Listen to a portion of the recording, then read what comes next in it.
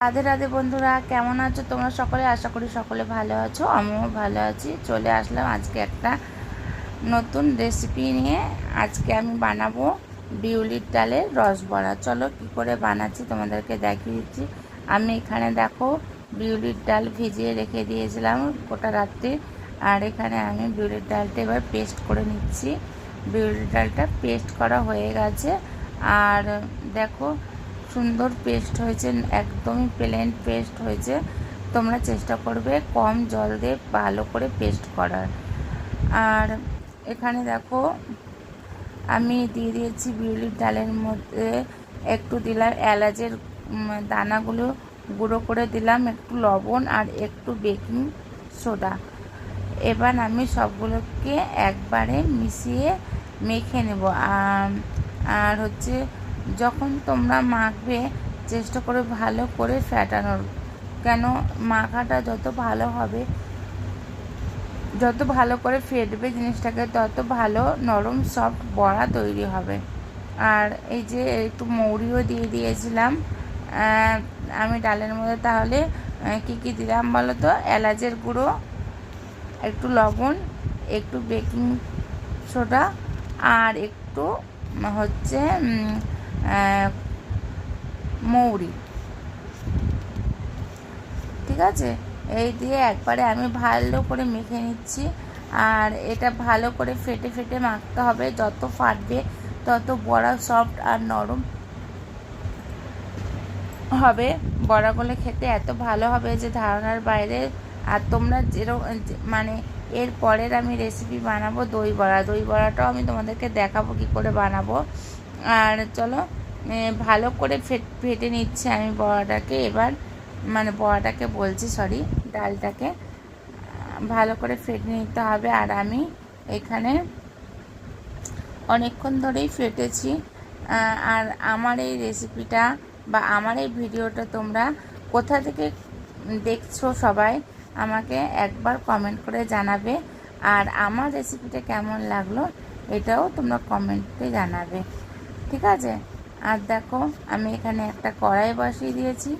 আর কড়াইয়ের মধ্যে নিয়ে নিচ্ছি 2 কাপ চিনি। 2 কাপ চিনি নিয়ে নিলাম। আর এখানে দিয়ে দেবো 2 কাপ জল।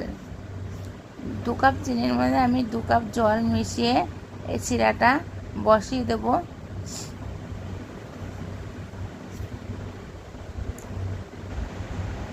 যেই কাপ দিয়ে আমি চিনি মেপেছি সেই কাপ দিয়ে আমি জল মেপে নিলাম।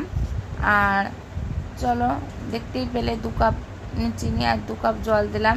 এবার গ্যাসটা অন করে দেবো।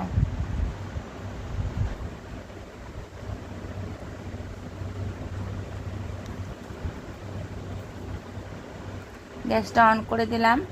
এবার এবার নাড়াচাড়া করতে হবে, ভালো করে নেড়ে দিতে হবে, নাহলে চিনিটা এক জায়গায় দলা হয়ে আছে, ওর জন্য ভালো করে নাড়তে হবে।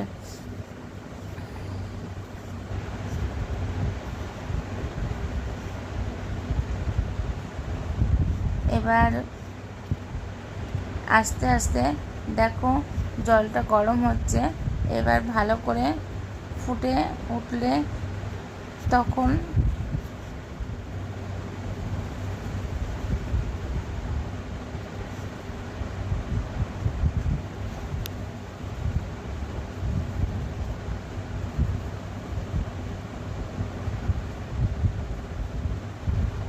আর দেখো আমার এখানে জলটা ফুটে উঠে গেছে। আর আমি এখানে 2টো এলাচ নিয়ে ভেঙে দিয়ে দিলাম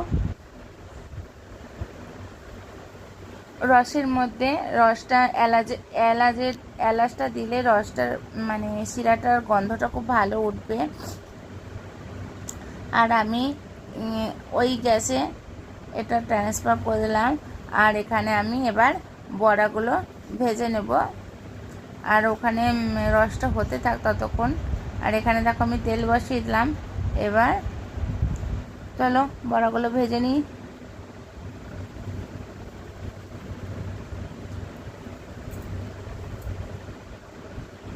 দেখতে পাচ্ছ আমি গোল গোল করে বড়াগুলো দিয়ে দিচ্ছি। তোমরা চেষ্টা করবে একই মাপের বড়াগুলো করার, তাহলে খুব ভালো হয়। আর সত্যি কথা বলতে কি, ননস্টিক কড়াইতে অত বড়াটা মানে লেগে যায় না। আর হচ্ছে খুব সাবধানে উল্টাবে, জানি বড়াগুলো ভেঙে না যায়। আর দেখো হালকা হালকা ওপিঠটা লাল হয়ে এসছে। এবার আমি গ্যাসটা আর একটু কম করে দিয়ে, একদম কম আছে, ভাজবো, যাতে বড়ার ভিতর পর্যন্ত মানে নরম হয়ে যায়। এবার আমি বড়াগুলোকে এবার ভাজা বড়াগুলো তুলে ওখানে রস ফুটছিল পাশের গ্যাসে, সেই গ্যাসে দিয়ে দিলাম। আর এখানে যেই বাড়তি বড়াটুকু আছে সেই বড়াগুলো আবার ভেজে নিচ্ছি। আমার টোটাল এই অল্প করেই বড়া হয়েছে, আর আমি অল্প বিউলির ডাল দিয়ে বড়াটা প্রথমে বানিয়েছি। আর সত্যি আমার রেসিপি যদি তোমাদের ভালো লেগে থাকে তো অতি অবশ্যই একটা লাইক করতে ভুলবে না। আর এই দেখো আমার বড়াগুলো কত সুন্দর দেখতে হয়েছে, আর একদম রস ভরে গেছে ভিতরে, আর খুব সুন্দর টেস্টি হয়েছিল খেতে। আমার ভিডিওটা যদি ভালো লেগে থাকে অতি অবশ্যই লাইক করতে ভুলবে না।